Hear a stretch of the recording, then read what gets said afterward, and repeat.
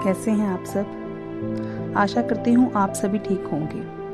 और आपने जैसे मेरी पहले की वीडियोस तो देखी होंगी जिसमें मैंने आपको कुंडली बनाने सिखाया है, किस तरीके से हम 12 भावों को बनाते हैं, 12 भावों के नाम क्या होते हैं, राशियों के नाम क्या होते हैं, कौन सी राशि का स्वामी कौन सा होता है।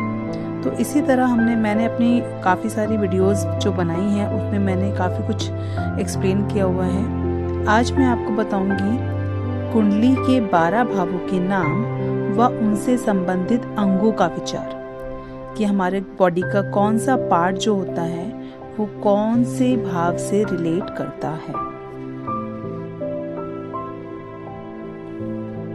तो ये जो मैंने एक कुंडली बनाई हुई है, ये कुंडली है, इसमें ये जो चक्र बनाया हुआ है कि चक्र यानी कि ये जो कुंडली है, इस कुंडली में मैंने सबसे बीच में यानी कि जिसे हम लगन बोलते हैं उसमें मैंने 1 नंबर लिखा हुआ है। आपने अक्सर देखा होगा जब भी कोई कुंडली बनती है तो वो 1 नंबर से ही शुरू होती है और पहला नंबर हम यहीं प्लेस करते हैं लगन में बीच में। तो ये 1 2 3 4 5 6 7 8 9 10 11 12, तो इसको हमने इस तरीके से क्यों प्लेस किया हुआ है, क्योंकि ये जो 12 भाव हैं, ये कुंडली पूरे 12 भावों को पूरा करती है। तो ये जो भाव होते हैं या फिर ये जो कुंडली शुरू होती है 1 नंबर से, ये इसलिए शुरू होती है क्योंकि ये कुंडली काल पुरुष की कुंडली है, या हम इसे काल पुरुष की कुंडली ही कह सकते हैं कि ये जो है एक काल पुरुष की कुंडली है।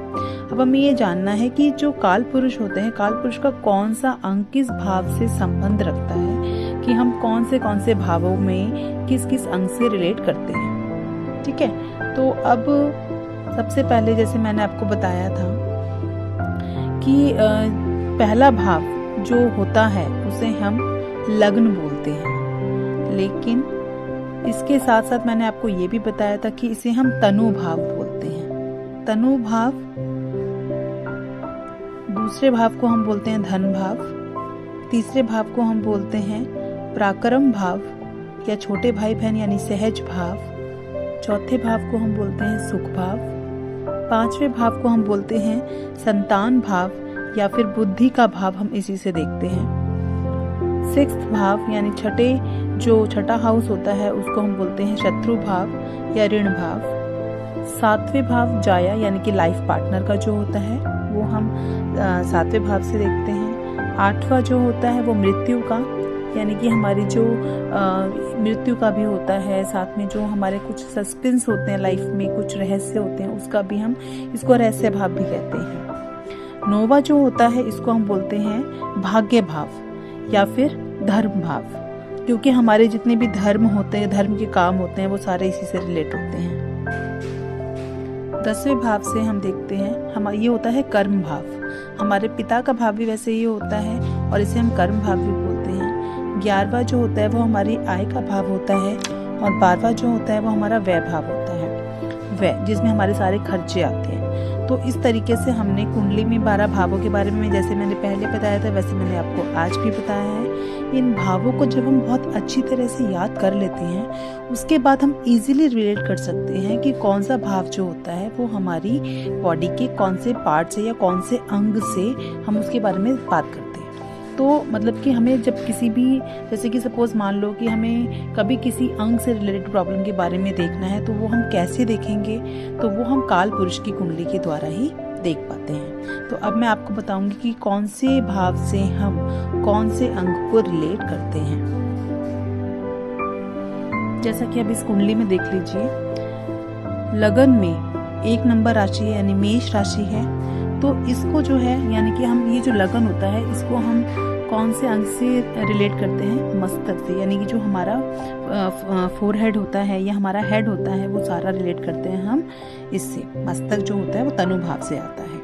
दूसरा जो आता है हमारा धन भाव आता है, जिसमें हम जो है जैसे कि वृष राशि दी हुई है तो इससे हम मुख को देखते हैं। अब मुख यानी कि मुख में क्या होता है, हमारी आईज होती हैं, हमारी आंखें होती हैं, हमारी नाक होती है, हमारे होठ, हमारा मुंह, यानी कि हमारे तीत भी होते हैं, टंग भी होती है। तो जितने भी ये जो हमारे रिलेटेड पार्ट्स होते हैं वो सारे हम किसे देखते हैं, हम दूसरे भाव से देखते हैं। उसके बाद आता है हमारा तीसरा भाव, यानी कि तीसरे भाव से हम क्या देखते हैं, अपने हाथों को देखते हैं। हाथों को देखते हैं, चेस्ट को भी देखते हैं इससे रिलेटेड कि जो भी प्रॉब्लम्स होती हैं, सपोज हमारे लेफ्ट हैंड में, राइट हैंड में, किसी भी हाथों में जो प्रॉब्लम आती है तो हम वो किससे रिलेट करते हैं, वो हम इस भाव से देखते हैं। देखो जैसे कि और फोर्थ जो होता है वो हमारा हार्ट यानी कि हृदय को अगर हम देखते हैं, हृदय से रिलेटेड फेफड़ों से प्रॉब्लम आती है, लीवर से रिलेटेड प्रॉब्लम आती है, तो हम जो है वो हम किससे देखते हैं, हम चौथे भाव से देखते हैं। स्टमक यानी पेट की प्रॉब्लम जो आती है वो हम किस भाव से देखते हैं, वो हम देखते हैं हमारे पांचवें भाव से। छठे भाव से हम कमर को देखते हैं जो कि हमारा शत्रु भाव होता है, ऋण भाव होता है। इस तरीके से कमर जो रिलेट करती है, कमर से रिलेटेड प्रॉब्लम्स जो आती हैं वो हम छठवें भाव से देखते हैं। नाभि के नीचे का भाग जो होता है, नाभि के नीचे का भाग, उस भाग को हम किस भाव से देखते हैं, अगर नाभि से रिलेटेड कोई नीचे प्रॉब्लम आती है तो वो हम देखते हैं सातवें भाव से। आठवें भाव से हम देखते हैं जननांग यानी कि गुप्तांग।